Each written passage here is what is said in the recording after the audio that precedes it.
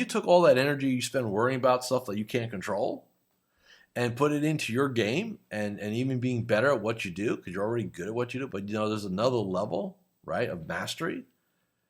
I said, man, you'd be unstoppable. Hi, this is Coach Joe Lucas, and welcome to the Magellan Network Show. My goal inside of this communication, this show, is to share with you my nearly 30 years of coaching some of the most successful financial advisors in North America.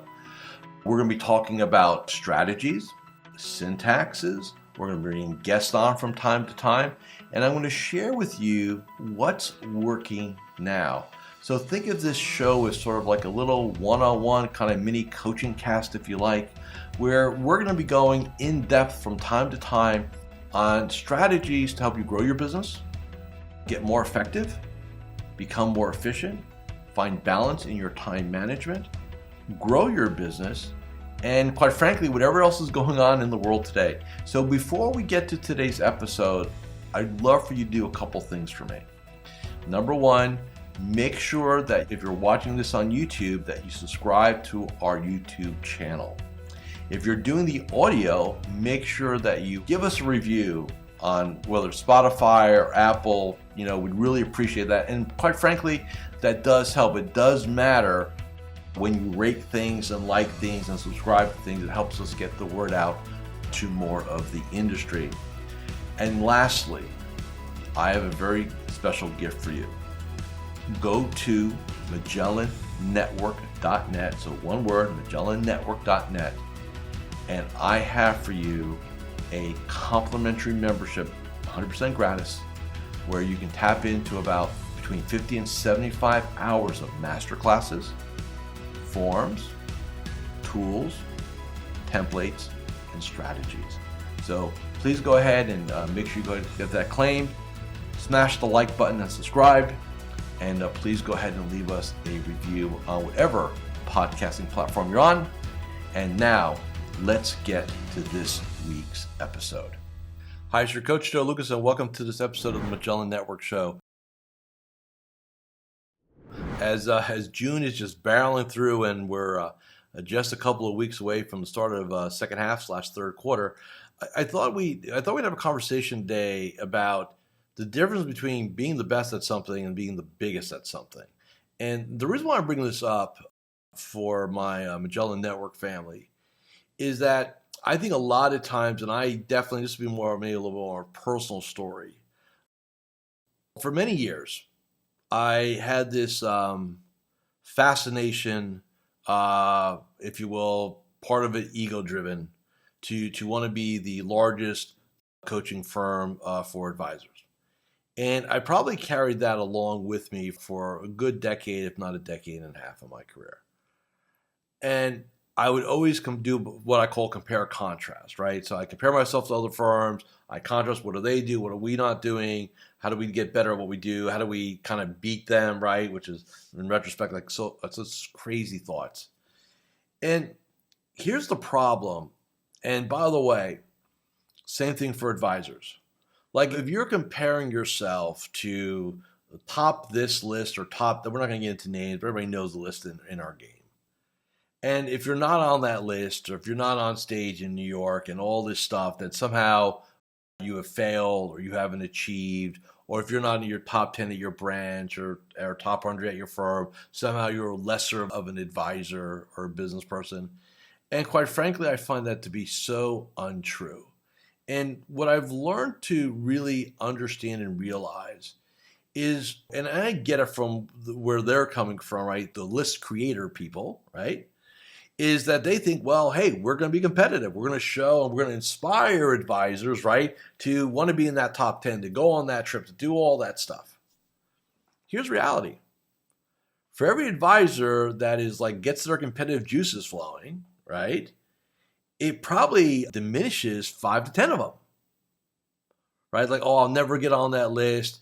And so they feel like they're lesser of a professional. And so for the last couple of years, in my world, I remember vividly, it was last summer where I was on my first sabbatical ever.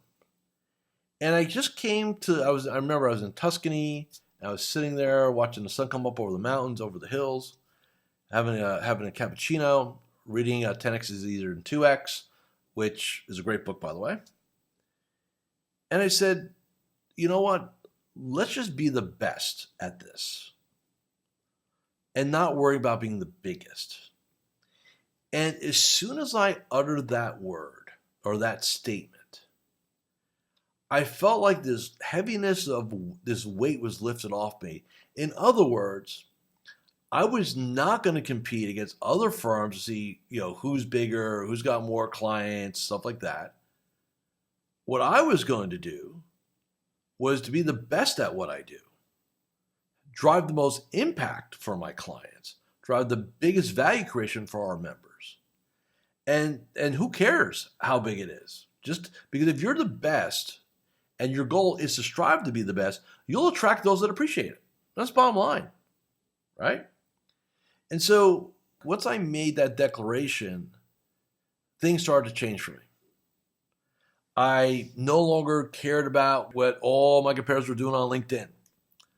I couldn't tell you what they're doing today. It's been almost a year since I even looked at anything.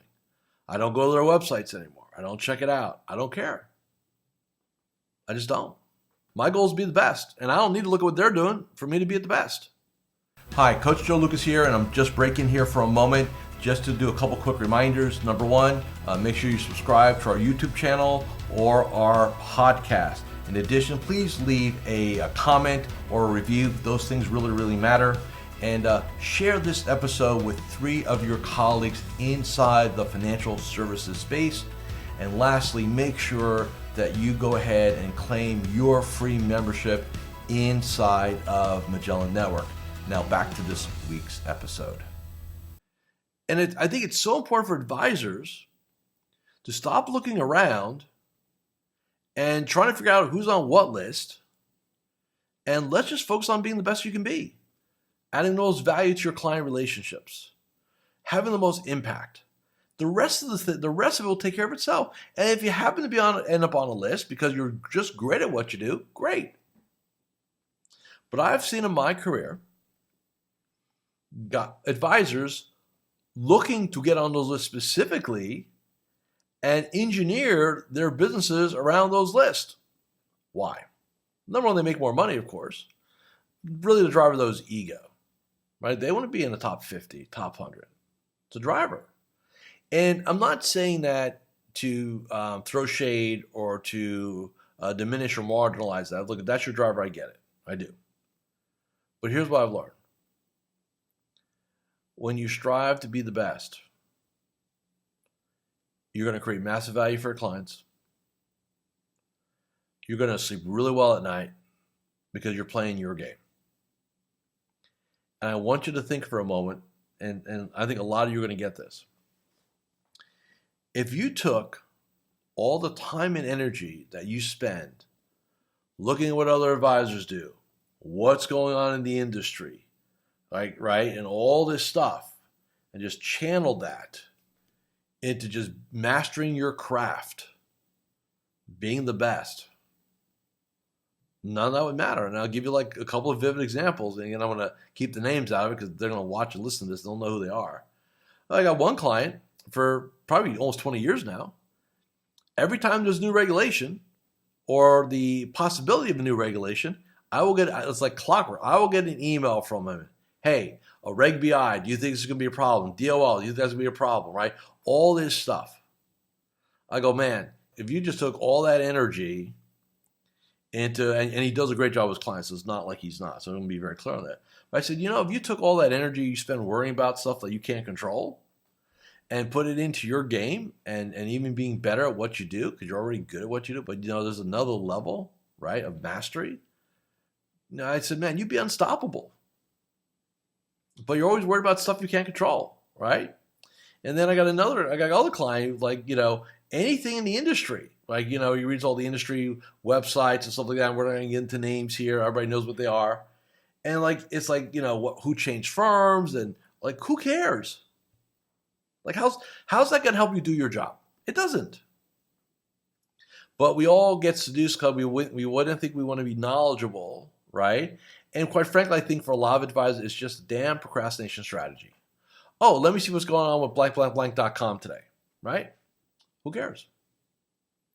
That is not making you be the best. The beauty of having a commitment to being the best, it's a 100% internal game. Your standards, your psychology, right? All internal.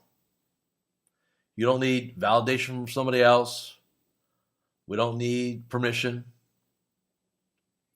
It's like your own culture of one. And I will also tell you that for my clients and myself who subscribe to being the best, and look, I understand there's really no way to measure that. It's a bit esoteric. I'll be the first one to tell you that, but it's a mindset. Businesses grow. Advisors that adopt the best, and this is not a conversation about arrogance or ego. Well, I'm the best. It's quiet confidence. And I tell my clients, hey, I'm here. My goal is to be the best I can be for you. That is my goal. That's my only mission. To provide you the best guidance, the best value, the best outcomes. That's it. To care more about you than anybody else would. And that's why I operate. And maybe that's why I have clients for decades. Because I care. There's something very empowering about going after being the best in any way, shape, or form that you can. So before we wrap this up, because it's summer and there are barbecues to get to and swimming to do and golf to go play and whatever else you got going on, I just wanted to drop this reminder to you to really think about not just getting caught up in making some money or being the largest or this or that, but knowing because you care and that you practice your craft and you're always seeking to get better, that you know in your heart of hearts, your gut of guts, that you're the best at what you do. And it's not from a place of ego and arrogance, like I said. It's that quiet confidence. It's a standard. Not just good enough. We'll get by. No. The goal is to be the best. Okay? So, hopefully that resonates for many of you in this conversation. And I'll let you guys get back to your summer. We will have a special next week. We're coming up midpoint of the year. So I'm going to outline for you, broad stroke, a mid-year review process.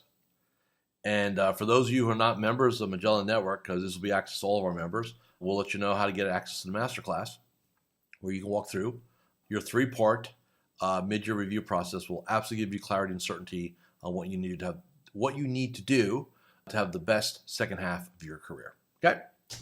So thanks for watching and listening to this episode of Magellan Network Show, and I'll see you guys again next Friday. Thank you for watching or listening to this episode of the Magellan Network Show. Hey, if any of this resonated with you, I invite you to come to MagellanNetwork.net, and we have a powerful group coaching community of like-minded advisors. Come in for a trial. You and I will have a one-on-one conversation. Let's see if I can help elevate your game, both personally and professionally.